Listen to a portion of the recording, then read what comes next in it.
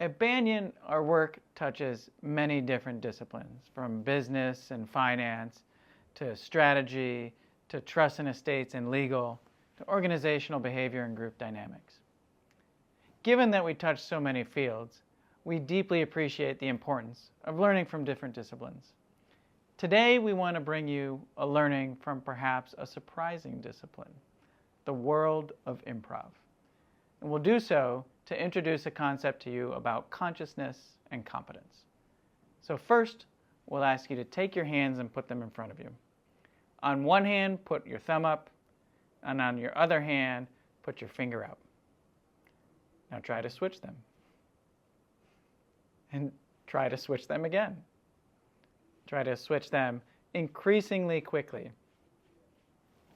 You may ask, why are we doing this silly exercise? Well, if you're like most people, including me, chances are you had a really hard time switching your fingers. In fact, that is what we call unconscious incompetence. You didn't know that you couldn't do that before today. Now that we've gone through the exercise, you've moved to the next stage of consciousness and competence, and that is conscious incompetence. You know that you can't do that. Now, if you practice, you may move to the next stage of consciousness and competence, and that is conscious competence. You know how to do it, but you really have to think about it. Then, if you spend perhaps way too much time practicing, like I did, you might be able to move to the final stage of consciousness and competence, and that is unconscious competence.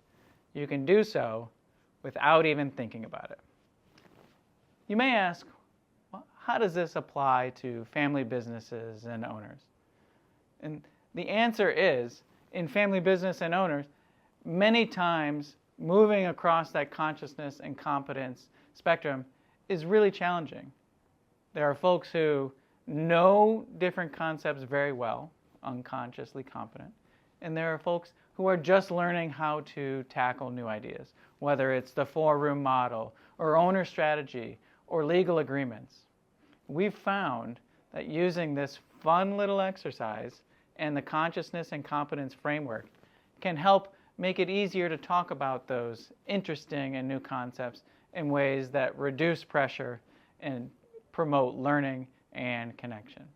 So, the next time you come across a funny concept or a difficult concept, or the next time you just want to have fun with your family and your fellow owners, I suggest you give this exercise a try and introduce that idea.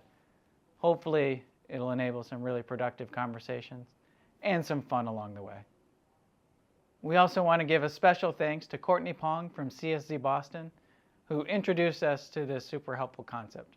Thanks, Courtney.